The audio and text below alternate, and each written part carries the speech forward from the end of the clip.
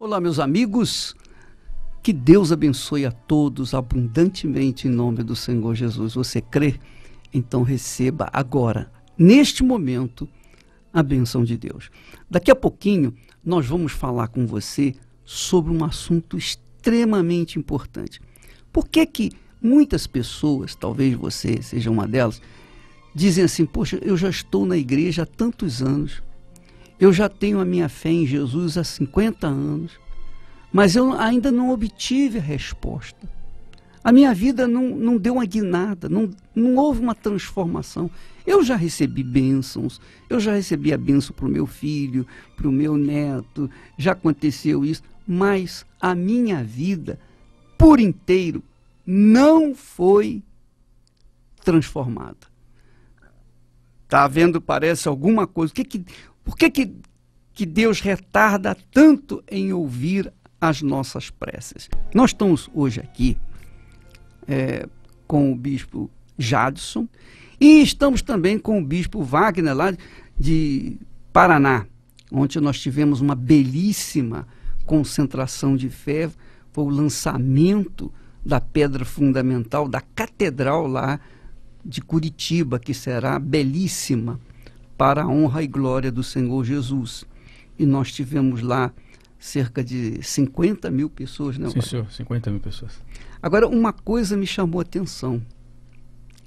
Você tinha falado para o povo, aliás, você tinha consagrado o terreno, aquela quadra inteira onde vai ser construída a catedral lá em Curitiba, você tinha consagrado para que, quando as pessoas enfermas, necessitadas, chegassem lá, pisassem a planta do pé, então fossem curadas.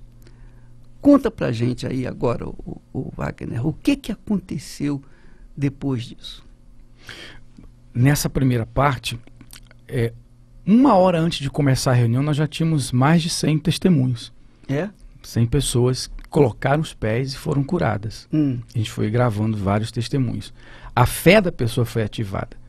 Só ver, como eu comentei com o senhor da mulher hemorrágica, ela não precisou de ninguém. Não. E elas entenderam isso. Só da fé delas no próprio Deus. O que elas fizeram no terreno. Você vê, né? Essa da mulher hemorrágica é interessante. Ela não precisou de ninguém. Ela não precisou do pastor. Ela não precisou do bispo. Ela não precisou da igreja. Ela não precisou dos sacerdotes. Ela não precisou de ninguém. Quer dizer, ela usou a própria fé e tocou na orla do vestido de Jesus. Quer dizer, é isso que faz separar os religiosos dos que têm a fé viva no Deus vivo. É isso que faz a diferença. Porque quem é religioso vive na dependência da sua religião. Conta com a sua religião. A sua religião é como uma muleta. É uma muleta para ela. Essa é a realidade. Mas quando a pessoa aprende que a fé nada tem a ver com religião, porque a fé é algo pessoal, individual, é um poder, é uma energia divina que está dentro da pessoa para que ela venha obter benefícios, tirar benefícios, tomar posse de benefícios por meio dessa energia divina. Aí ela deixa de ser religiosa, porque a religião é o grande empecilho para as pessoas serem abençoadas. O Jadson. O senhor vê que deixa a pessoa independente, né? Ela falou com ela, a fé. Ela falou com ela mesma. O senhor sabe que o senhor conversa mais com o senhor do que com qualquer outra pessoa. O tempo todo a gente está conversando com a gente mesmo. Ela falou, quando ela saiu de casa, ela já saiu curada. Ela já saiu abençoada. Quer dizer, determinada. Quando a pessoa é religiosa, ela quer que alguém dê uma mãozinha, ela quer que alguém faça alguma coisa por ela. E a vida passa rápido. E ela fica a ver navios. Agora, quando a pessoa apela para a fé, ela não conta com ninguém, ela fala com ela mesma. Eu vou mudar de vida, eu vou conseguir, se eu tocar vai acontecer. Foi o que aconteceu. Se eu pisar, eu vou ser curado. Olha quantos testemunhos, né? Diz que foi maravilhoso, né? Foi extraordinário. E o senhor vê que a questão da religião que o senhor está falando Que aí a pessoa fica escorada em oração e jejum, né? A fé faz agir. Ela agiu. As pessoas tomaram também a atitude de ir sabendo o que ia acontecer. E depois, bispo, ficou até, como é que eu posso dizer, apagado, assim, diante do que aconteceu depois da revelação do fogo. Porque ninguém comentou de cura. No Facebook, na rádio, ninguém está falando das curas. Ah, não? Mas da experiência da fé que o senhor falou. Ah, é? Sim, senhor. Conta uma delas. Agora há pouco ligou no programa com o bispo. Ele, mais de 11 anos de religião. Falou assim, ontem eu entendi, os meus olhos se abriram, ontem eu era um religioso, hoje eu vivo pela fé. E é isso que é bacana, né? Porque a gente quer abençoar o povo, as multidões, mas não tem como abençoá-las sem arrancar o gesso que tem impedido essa gente de agir e tomar posse daquilo que ela crê, que ela acredita. Você verifica que Jesus disse para o cego, vai, a tua fé te salvou. Não foi Jesus, foi a fé dela. Mas quem dá a fé é o Espírito Santo. Então a fé que você tem, Jadson, não fui eu que te dei. Não foi na escola que você aprendeu. Não foram os meus pais. Não foram os seus pais. Quem te deu essa fé não foi a religião. Quem te deu essa fé foi o Espírito Santo através da Bíblia. Através do conhecimento da palavra dele. Então, é isso que as pessoas têm que observar. Por conta dessa ignorância tão grande no meio no mundo religioso, você verifica que há muitas religiões, cada uma puxa a brasa para a sua sardinha. Todas estão convictas de que elas estão certas. Mas a gente sabe, por uma revelação do Espírito Santo, que nenhuma religião presta. Por quê? Porque se religião prestasse, o mundo seria um mar de rosas.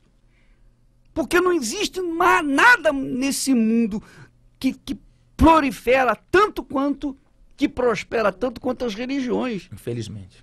Desgraçadamente. Mas quanto mais religião, mais escravidão, mais miséria. E as pessoas precisam entender o seguinte, você, minha amiga, meu amigo, presta bastante atenção no que eu vou dizer para você. Eu vou fazer uma pergunta para obrigá-lo a raciocinar. Antes de Adão e Eva pecarem, havia dízimos? Não. Havia o elemento oferta? Tampouco havia oferta. Havia portas? Não havia portas. Então, antes do pecado, não havia sacrifícios. Não havia nada disso. Por quê? Porque o trono de Deus estava escancarado, não havia portas. Jesus disse, eu sou a porta. Ele veio para se fazer a porta, para que, pela presença, através dele, a gente possa entrar na presença de Deus.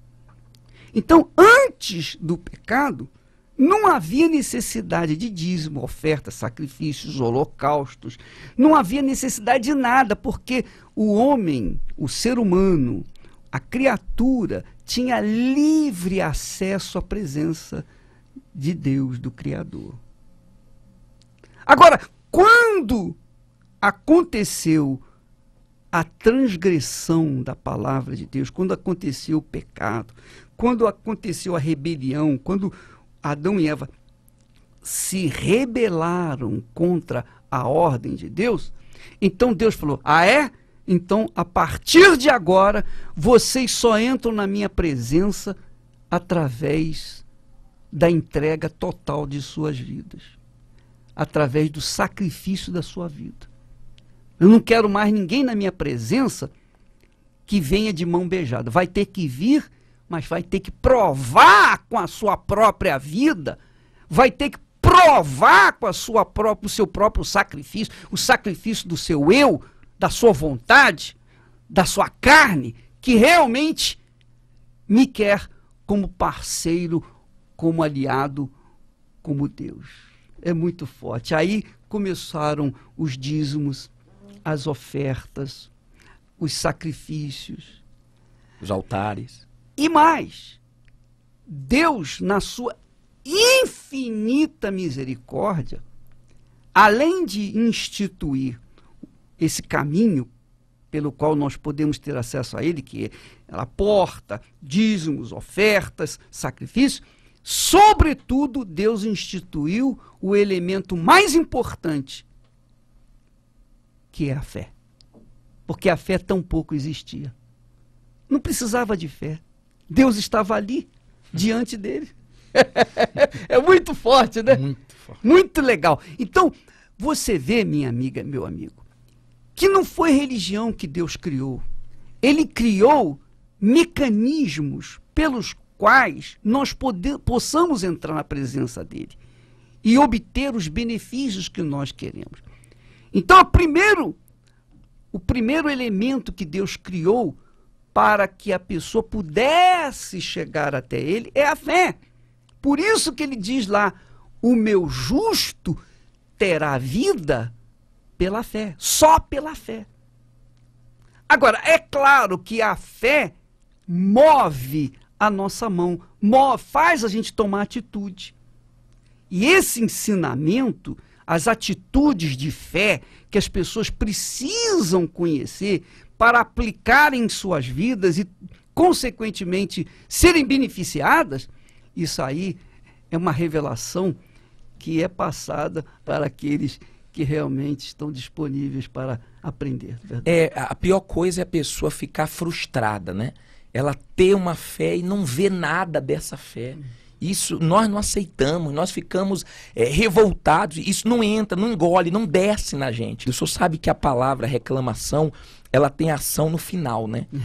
Se fosse no início, ninguém ia reclamar. Então a fé exige atitude, entrega. Quando a pessoa entende que ela tem meios para chegar a Deus e ela valoriza isso e ela põe força nisso, não tem como a vida dela não andar. Ela não vai viver de reclamação em reclamação, né? E a pessoa, às vezes, ela fica em conflito por causa da religião, que ensina karma, cruz e provação e tantas coisas. Mas é só raciocinar como o senhor falou, que Deus, ele deixou claro que ele faz coisas novas e maiores. Então, pare e pensa, olha para a sua vida. Está parada, estagnada, ou a fé que ela tem está trazendo resultados novos e maiores? É claro. Então, minha amiga, meu amigo, eu quero que você raciocine. Eu não quero que você acredite em mim. Eu não quero convencê-la ou convencê-lo. Não, eu não estou interessado em convencer ninguém. O meu trabalho, o nosso trabalho, é anunciar a palavra de Deus. Quem crê, então é salvo. Quem não crê, paciência, não vou ficar perdendo meu tempo tentando fazer a pessoa crer. Não, porque a crença que eu não recebi de ninguém. Foi o próprio Deus que nos revelou. Então, nós queremos que você raciocine, pense. E falando em raciocínio, falando em inteligência, falando de uma fé inteligente, você verifica que no ministério de Jesus é o melhor exemplo. Melhor exemplo é Jesus. Jesus curou cegos, surdos, paralíticos, fez mudos falarem, ressuscitou mortos, multiplicou pães e peixes. Jesus fez milagres magníficos, andou sobre as águas, fez Pedro andar sobre as águas. Ele fez milagres grandiosos, magníficos, extraordinários. E essa série dos milagres de Jesus, que nós temos na Record todas as quartas-feiras, às 11:50, é uma série extraordinária, belíssima, que mostra como o ser humano é atendido pelo Senhor de graça, apenas de acordo com a sua fé, manifestando a sua fé. Então, Jesus foi tão ovacionado, foi tão requerido, foi tão exaltado, mas Jesus ainda assim não tinha sido glorificado. Não foi glorificado. Então, as pessoas eram curadas, eram abençoadas, agradeciam. Eles cantaram. Quando Jesus entrou em Jerusalém, eles pegaram folhas de parreiras e levantaram e tal, e palmeiras, salve o rei dos judeus. Jesus ficou calado. Agora, quando Filipe trouxe a Jesus a notícia de que alguns gregos queriam vê-lo,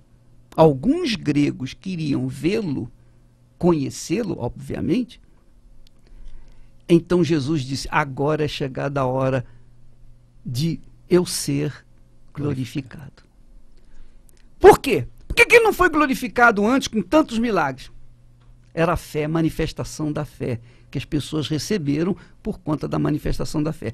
Agora, os gregos tinham uma fé mais inteligente, porque eles não queriam apenas benefícios materiais, eles queriam conhecer Jesus. E isso fez a diferença. Aliás, foi por essa razão que Jesus foi na casa de Zaqueu, né? Porque Zaqueu queria ver Jesus. Então, minha amiga, meu amigo, se você quer ver Jesus na sua vida, se você quer ser abençoado com uma vida nova, uma vida transformada, se você quer ver progresso na sua vida, ao invés de continuar vendo a sua vida estagnada, igual uma água parada, uma água que serve para promover a dengue, só isso, mais nada. Talvez você seja essa água parada, que não se move. Por quê? Porque falta o espírito da vida, falta o espírito do Altíssimo dentro de você. Você tem até fé, você crê em Jesus. Quantos anos você tem crido em Jesus? Você diz, bom, eu 30 anos, mais de 20 anos, mais de 50 anos. Mas eu pergunto, qual é a diferença? O que mudou na sua vida? Bispo, eu tenho certeza da minha salvação. É mesmo, graças a Deus. Mas como é que está a sua vida? Não, a minha vida é um caos. Quando você fala para os seus amigos sobre Jesus, eles acreditam em você, você vai dizer, não, eles zombam de mim. Por que eles zombam? Porque eles não veem nada em você. Eles veem em você uma fé como que se fosse fanática, e não uma vida. Eu posso falar quando eu tenho vida. Então, porque eu comecei a falar quando eu tinha vida, isso faz, já faz quantos anos? Vai fazer 37, 38 anos? Então, começou a haver vida. Onde eu passava, pregava e nascia novas criaturas. Por quê? Porque o Espírito Santo usava a semente para multiplicar. Então, minha amiga, meu amigo, o Espírito de Deus é o responsável para trazer vida, a vida com abundância que Jesus prometeu. Mas o Espírito Santo, vou lhe dizer uma coisa, o Espírito Santo, nós vamos ter aí o jejum de Daniel, hein? Nós vamos ter o jejum de Daniel em breve. Mas o Espírito Santo só vem quando ele vê o sacrifício da vida entregue por inteiro. Foi o que aconteceu quando Salomão fez a inauguração do templo que ele construiu, quando ele abriu o templo. Primeiro ele fez milhares e milhares de sacrifícios, holocaustos. E depois ele fez uma belíssima oração, uma oração que durou tempo. Aí, quando ele acabou de orar, diz o texto sagrado, lá em 2 Crônicas, capítulo 7, versículo 1, tendo Salomão acabado de orar, desceu fogo do céu e consumiu o holocausto e os sacrifícios. Quer dizer, o fogo desceu, mas não foi porque Salomão orou. Não foi a bela oração dele que fez o fogo descer. Tampouco foi por causa do templo que estava sendo inaugurado, ou do ouro que havia no templo. Não. O fogo desceu, minha amiga, meu amigo, por alguma razão. o fogo não desce para nada. Se não tem nada, ele vai queimar o quê? Então, não tem nada. Então, o fogo do céu desceu para consumir. O que ele consumiu? O holocausto e os sacrifícios. O que eram os holocaustos? O que era o holocausto e os sacrifícios? Eram, ou simbolizavam, tipificavam, representavam o povo no altar de Deus. Quando o povo se entrega 100%, coloca a sua vida no altar 100%, então o fogo do Espírito vem sobre este povo. Que foi o que aconteceu na época de Salomão. Então o fogo desceu, não foi porque era o templo. O fogo desceu não era porque havia uma oração bonita. O fogo desceu não era por causa das ofertas de ouro que havia dentro do templo. Não! Foi por causa daquilo que representava a vida do povo no altar de Deus. Quer dizer, o povo, através dos seus sacrifícios, estava retornando para Deus. Então, a resposta de Deus foi o Espírito Santo. E diz o texto que a glória do Senhor encheu a casa. A glória, a casa estava lá bonita, beleza, mas a glória não tinha enchido a casa ainda. Essa é a minha fé no templo de Salomão.